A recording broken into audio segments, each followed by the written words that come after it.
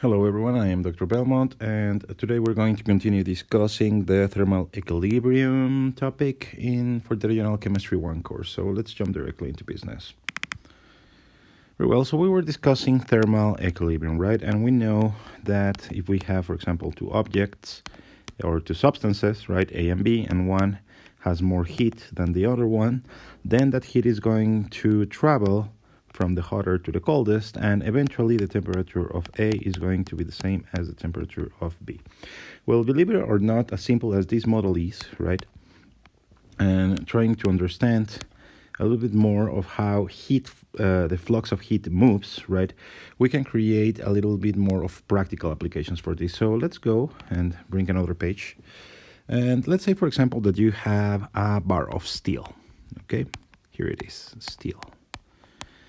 Right, and it's very hot, right? So the initial temperature is so hot that you cannot measure it, but you can measure, for example, the mass, right? And it is 360 grams. Okay, you're able to put it into a scale, but you're not able to touch it because it is too hot. And if it's hot, it's going to burn you, right?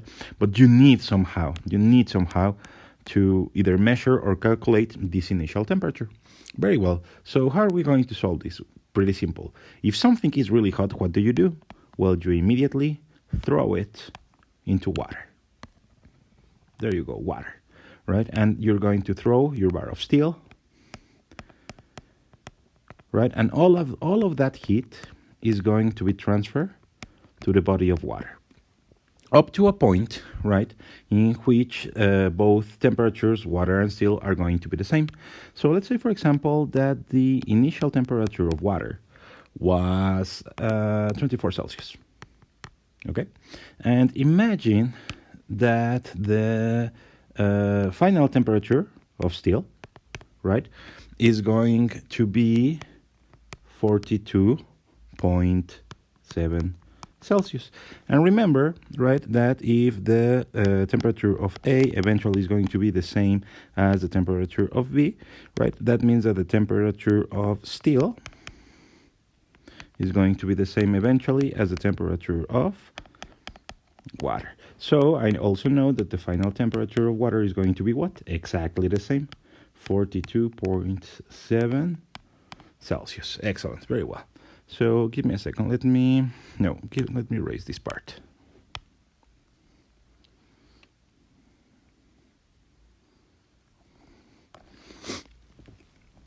Very well.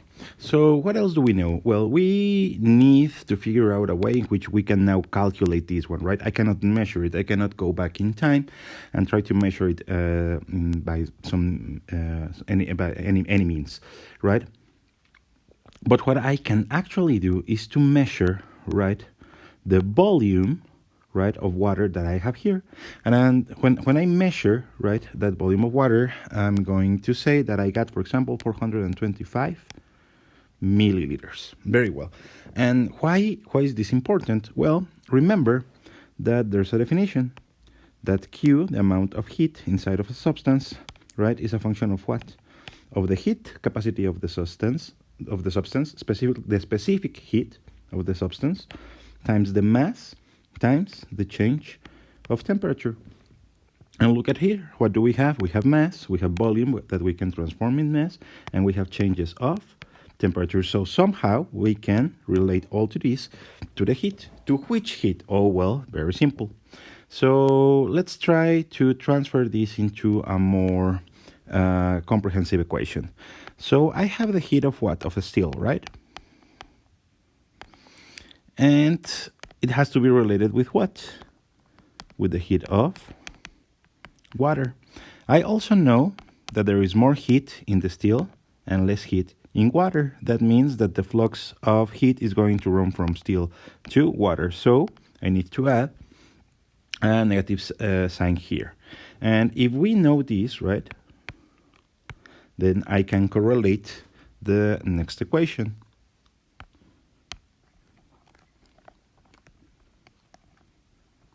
I'm going to make myself some space.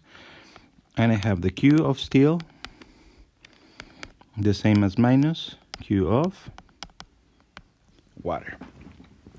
So by Knowing this, I can create this equation. A specific heat times M times change of temperature, but of whom? Of steel, is going to be the same as what? As a specific heat times M times change of temperature, but I have to multiply everything by minus 1. Why? Because I have this negative sign. If this is true, right, I'm going to use another page. That means that I'm going to need the specific heat of what? Of steel times the mass of steel times the change of temperature of steel. And this is going to be the same as what? As minus the specific heat capacity of water times the mass of water times the change of temperature of water. Very well. So let's see. Let's not lose, right, that I am trying to figure out the initial temperature of. I'll give me a second. It's not working. Still, very well. And in this equation, right, this temperature is contained in this change of temperature. Very well. So let's perform an evaluation of what we have. If we go to a table, we can look in our book for this value.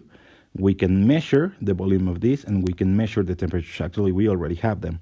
We have already measured this. We can measure easily the mass, but we have a problem, right? Because I don't know the specific heat of steel. So we need to perform an approximation. And what I'm going to say right now is that steel, give me a second before I do this. Steel is an alloy, okay? That means that it's a compound. It's not a pure element, and it's a compound that has a lot of iron and some carbon too. Okay, so it is. It's not a pure substance, and hence, right, having the specific heat of a particular steel is going to be that particular for every single type of steel that you have. So we have to perform an approximation, and don't lose this. This is very important. I'm going to say that steel is mostly what? Iron. So instead of using the heat capacity, the specific heat capacity of steel, I'm going to use the specific heat of iron. Very well. So let's go and change our equation. So instead of steel, I'm going to apply the specific heat of iron. Times, maybe you can hear my cat. She wants to go in, but I'm not going to let her. Times what? Times the mass of steel, because that one I can measure. Times the change of temperature of what? Of the steel. The same as what? As minus the heat capacity of water times the mass of water times the change of temperature. And we start creating a more accurate model in which I can measure, or in which I can calculate the change of temperature of the steel, because my problem relies on the initial temperature of steel. Very well. So I think we have already all what we need. So let's go to our book and look for this value, and let's look for this value. So when I go to a book, right, then I look for the heat capacity of water. And this is going to be 4.184, right, joules over grams over Celsius, right? Some of you might already know this by heart. And the specific heat, right, of iron is going to be 0.449 joules over grams Celsius. So I have basically everything that I need to solve my equation and relate this change of temperature with the initial temperature of the bar. So let's get another page. Very well. So if this is true, give me a second. Very well. So I'm going to have green because I like green. I'm going to have the C of iron times the mass of iron times the change of temperature. But the change of temperature is going to be what? The initial temperature minus the final temperature. So let's go and plug it in like this. So times the initial temperature minus the final temperature. Very well. And this is going to be the same as what? As minus, right, the specific heat capacity of water times the mass of water times exactly the same, right? The initial temperature minus the final temperature. But these are not the same temperatures, right? This is the initial temperature of what? Of iron. The final temperature of iron. And this is the initial temperature of what?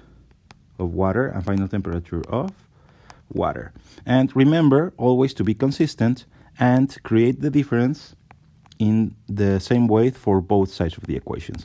So if you're going to perform the difference initial minus, give me a second, for example, initial minus final, right? In the other side, you also have to do initial minus final. And if you do that, you can solve basically any exercise that resembles this one. So anyway, so what do we want? I think that you already have noticed that with this equation, I can model the final temperature of iron. So let's go and clear first this part of the equation.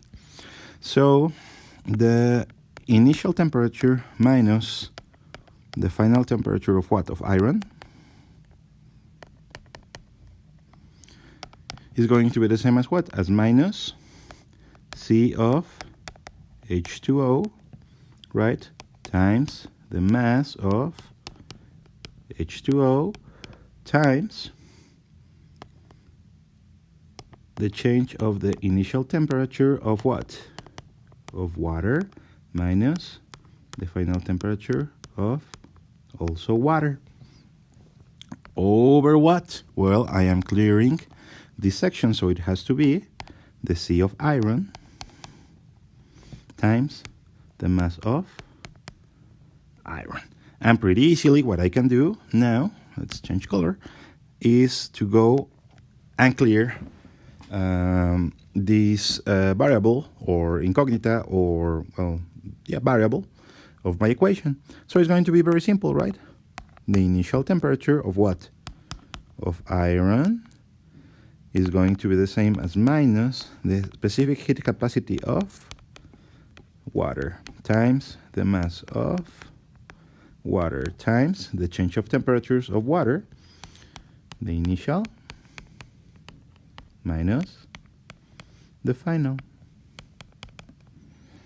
over the C of iron times the mass of iron. And to all of this, I am going to add what? The final temperature of iron. And that's it. Now, the only thing that we have to plug in are the numbers, right, that we have already been provided at the beginning. So I'm going to show those numbers. Right? We have yellow. We have the temperatures. We have the mass. Right? And all of this we can now go and plug in, into this equation. So let's go and do it. So finally, after a lot of work, the initial temperature of what? Of steel. Remember, we are looking for this. Okay? Is going to be the same as what? Well, minus, because I had to add that minus due to the flux of heat, times 4.184 what? Joules over grams and Celsius. Very well. Times 425 grams of water, because I had 425 milliliters, right?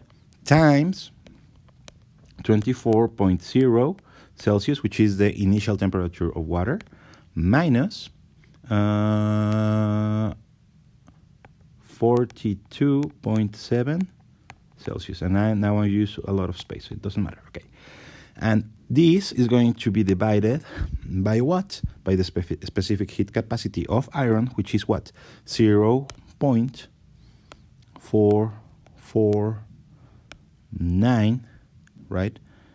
Joules over grams over Celsius, right? Times the mass of iron, which is 360 grams. So, oh, and to all of these, I need to add how much?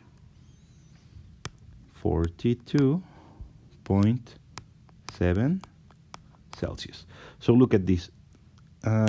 Everything that is inside of these brackets, the dimensional analysis needs to give me what? Celsius. Otherwise, I'm not going to be able to add them. So let's go and see if that is true. So grams, go with grams, that is good. And joules, grams Celsius, go with grams, joules Celsius. And the only thing that I have, right, is the difference of Celsius. So yes, excellent. The dimensional analysis tells me that at least that is correct. So now I can go and perform the rest of the math, and the initial temperature of steel, right, is going to be the same as what? As 248 Celsius. And this is why you were not able to touch it and measure it from the beginning. Okay, I think this video is already quite long, so I'm going to stop it here, and I'll see you next time. Goodbye.